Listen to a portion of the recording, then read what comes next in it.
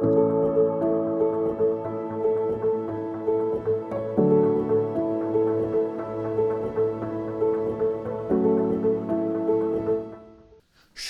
and welcome to Ask the Messianic Rabbi, a series of Netivyah where we discuss and answer your questions in depth and to the best of our ability. Today, we talk about eating and keeping kosher. And this time, we answer the following question. What happens when God brings the Gentiles to Israel to serve Him? Because they outnumber us. Does that mean that in the future, Israel should become the home of pork and shrimp? Doesn't the scripture say that in those days the Torah will go forth from Tzion? The second question is similar but more general. Isn't pork an unclean animal when a Gentile eats it? I understand this question as follows. If a specific food is unclean to Jews, isn't it also unclean to other nations? Dear friends, these are great questions. Food is a subject that has caused many discussions throughout history, including within the Messianic world. If we speak honestly, most of the Messianic world does not watch what enters the mouth. The answer to those questions is short and clear, as the New Testament is very clear on stating that Gentiles, meaning non-Jews, are welcome and may eat everything. That being said, immediately the question arises, why then God commanded the dietary laws at all? Over time, many opinions arose, including lust and restraint, spirituality, morality and ecological balance, health, or preserving of identity. Each of those make a good and convincing point, and yet I tend to understand this commandment as a protective mechanism for the Jewish identity, because keeping kosher preserved Israel from assimilating. If we take a look at the past 500 years, we immediately notice that homes that kept kosher also managed to keep their Jewish identity in the diaspora, even during extreme hardships like the Inquisition. God called the people of Israel to be separated from the rest, and the Jewish food culture has been the most effective protective mechanism throughout history. One of the more known sayings associated with the Jewish food culture and holidays is, they tried to kill us. God saved us. Let's eat. This sentence is amusing because it pretty much sums up the Jewish food culture, seeing how the Jewish or biblical feasts are centered around the table. And every feast has its own special dishes, as food preserves a memory. The eating of matzah preserves the memory of the people of Israel having escaped quickly from Egypt. At other times, food preserves an idea, like the oil-fried sufganiyah during Hanukkah, as a symbol of the jar of oil in the temple in the days of the Hashmonites.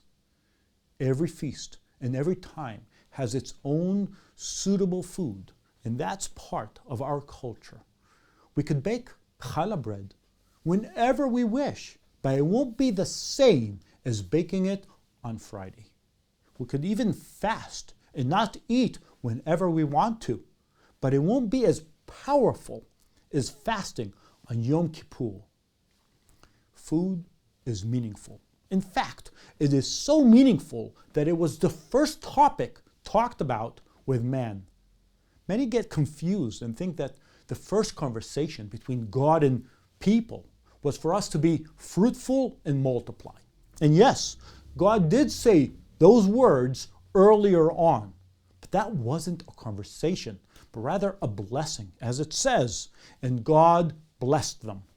And so the first conversation evolved around food. And God said, "Behold, I have given you every plant yielding seed that is on the face of all the earth, and every tree with seeds in it, you may have them for food. As part of creation, God plants two special trees, which is the tree of knowledge and the tree of life. And here follows the first commandment. I'm sure that by now you suspect that it's about food, and it is. It deals specifically with the food we're allowed to eat and with that we're prohibited to eat. And the Lord God commanded the man, saying, "You may surely eat of every tree in the garden, but of the tree of knowledge of good and evil you shall not eat." The next conversation between God and man is when Adam and Eve hide and are ashamed. He said, "Who told you that you were naked? Have you eaten of the tree which I've commanded you not to eat?" From this conversation, we continue to the punishment, which is also connected to food. Because you have eaten of the tree which I've commanded you, you shall not eat of it. Cursed is the ground because of you. In pain you shall eat it. From creation on, we can see the importance of food and thus understand why the topic of dietary laws is so emphasized in the Jewish culture. What enters the mouth is very important.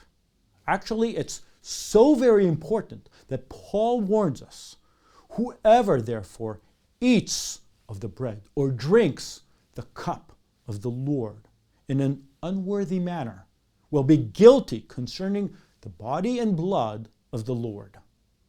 The Lord's Supper is the eating of bread and wine together in unity in His memory. While food can separate, it also has the power to connect and unite.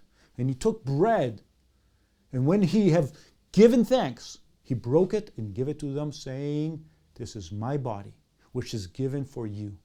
Do this in remembrance of me." Yeshua teaches us that if we watch what enters our mouth, or the more so, we should watch what comes out of our mouth, like gossip and slander. The first question was, what happens when God brings many Gentiles to Israel to serve Him? Should Israel become the home of pork and shrimp? The answer is, even if non-Jews don't have to, in Israel, specifically in the Messianic or public framework, it's advised to keep kosher in a way that is commonly accepted in the Jewish public. And if we're interested to bring the international Messianic community closer to Judaism, I would also advise to do so for Messianic gatherings outside of Israel. The second question is, isn't pork an unclean animal when a Gentile eats it? I'd like to counter that question with another question. Does whatever make one unclean per se also makes someone else unclean? No, not necessarily.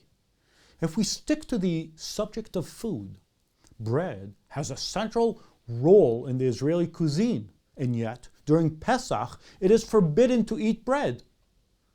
So, is bread in itself unclean? There are commandments that depend on specific times, identity, or place. Let's look at relations between husband and wife. Those relations aren't unclean, but the same relations with a third person would be sinful. The relations themselves are not the sin. The question is, with who? The eating of pork is forbidden for Jews, as Leviticus 11 says, and the pig, is unclean to you. But the question is, who was that spoken to? To the people of Israel. Someone who isn't from the people of Israel could eat pork and shrimp, and it doesn't affect his purity. And yet, someone, even if he isn't obligated to, can come closer to God and to the people of Israel. He can, but doesn't have to. You are more than welcome to continue this discussion in the comments below. And also, we invite you to send in more such important questions, which we will address them together. Shalom.